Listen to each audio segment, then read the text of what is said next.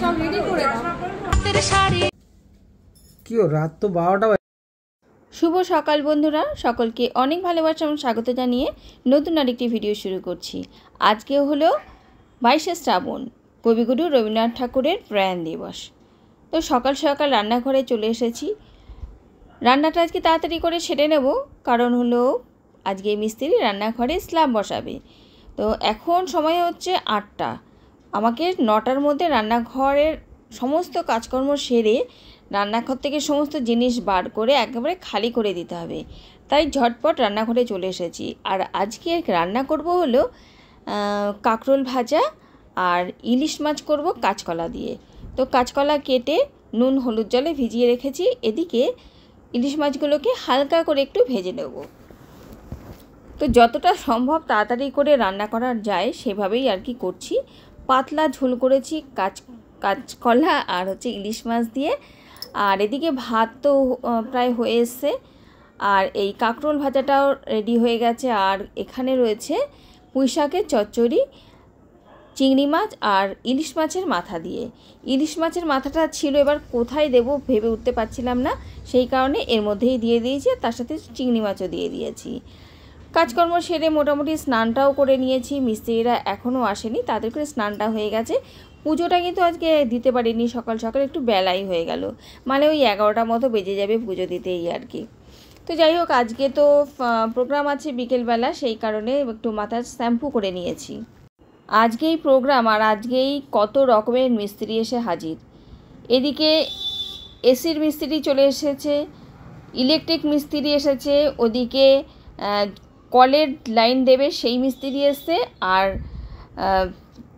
মানে পাথরের মিস্ত্রি যে সেও এসে গেছে। মোটামুটি 6-7 জন লোক ঘরের মধ্যে।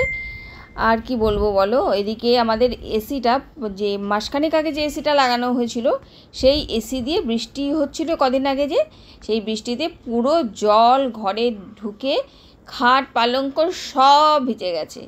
তো যতক্ষণ না মানে পরিষ্কার হচ্ছিল আকাশ, ওদেরকে ডাকা যাচ্ছিল না। তা আজকে মোটামুটি আকাশটা ঝলমল করছে, পরিষ্কারই দেখা যাচ্ছে। তাই আজকে ওরা চলে এসেছে। আর বাইরে থেকে ঝুলে এসির যে গর্ত করা হয়েছিল সেখানে সিমেন্ট বালি দিয়ে পুরো বন্ধ করে দেওয়া হচ্ছে, না হলে কিছুতেই আর কি জল আমরা আটকাতে পারছিলাম না।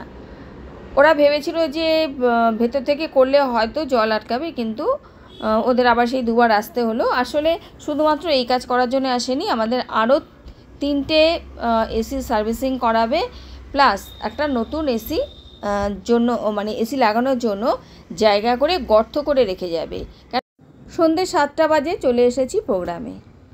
আজকে তো 22শে শ্রাবণ, কবিগুরুর প্রয়াণ দিবস, আর সেই উপলক্ষে ছোট্ট একটা প্রোগ্রাম রাখা হয়েছে।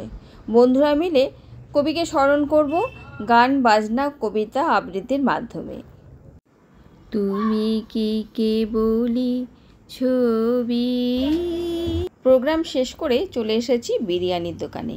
বাবাই বলল, মা তোমার বাড়িতে কি আর রান্নাবান্না করতে হবে না, আমি বিরিয়ানি নিয়ে নেব। তো যাই হোক, বিরিয়ানি তো আনা হয়েছে। এদিকে আমার পেটে তো জায়গা নেই, আমি অনেক কিছু খেয়ে এসেছি। তো আমি বললাম আমি এখন আর বিরিয়ানি খাবো না, রাত 12টার সময় খাবো।